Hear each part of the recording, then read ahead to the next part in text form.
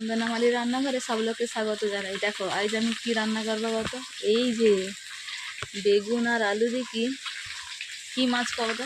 এটা হলো তেলাপিয়া কই না, লাইলন টিকা যে কয়, সেই লাইলন টিকা মাছ দিয়ে ঝাল রান্না করবে। আর একটা হবে কি করবো, এই যে মুকুন্দি মাছের ঝাল রান্না হবে। আর একটা স্পেশাল জিনিস আছে যেটা হলো চিকনি শাকের চচ্চড়ি হবে। প্রত্যেকটা রেসিপি আমি তোমাকে দেখিবা একটা ভিডিওর মাধ্যমে, না পরপর একটা ভিডিওর মাধ্যমে আমি তোমাকে দেখিবা। তো আমার বেগুন আর আলু আর এই মাছটা দিয়ে যে রান্না, তো এই মাছটা দিয়ে রান্না করতে মানে পুরো রেসিপিটা দেখতে রো।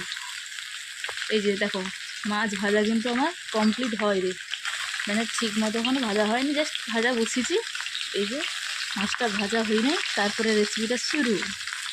এই যে দেখো সব মাছ ভাজা আমার কমপ্লিট হয়েছে। এই যে মাছগুলোকে উঠিয়েছি, কিন্তু আরও দুটা বাকি আছে। এই যে মেন মাছের মাথাগুলোকে ভাজি, তারপরে যাই রেসিপি শুরু।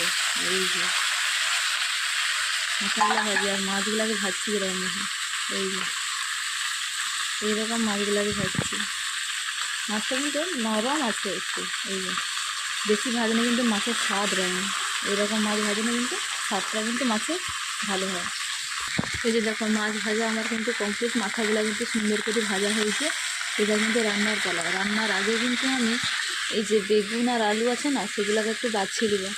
বেগুনগুলো তো আর তরকারি প্রথমে দিবা নি, তো লাস্টের সময় দিবা ফুড আইসার পর।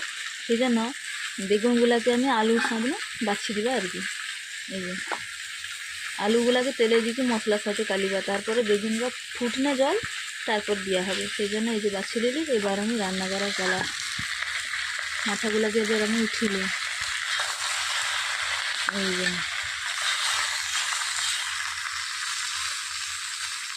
দেখছো আড়িয়ে রাখতো না, যখন তেল বাড়ারে মাথা না, বাস সেই তেলে আমি এই যে এই কড়াই, সেই তেলে আর একটু তেল দেবা।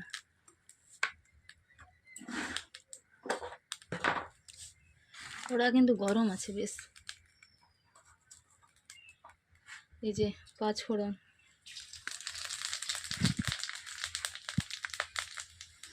ফোড়নটা একটু ঠিক মতো হোক। আর আমার ঘরে দেখো আজ সব মশলা কিন্তু শেষ। আজ যেহেতু শুক্রবার বাজার আছে, সব শেষ। যা পেঁয়াজ থালা এইটুকু বাটা, যা লঙ্কা থালা এইটুকু বাটা, জিরাটাও শেষ হয়ে আসে আর একটু বাকি আছে। আদা কিন্তু আছে আর টমেটোও শেষ।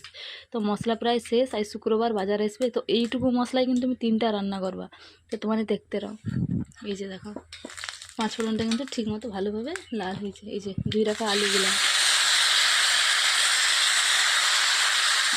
দিয়েছি।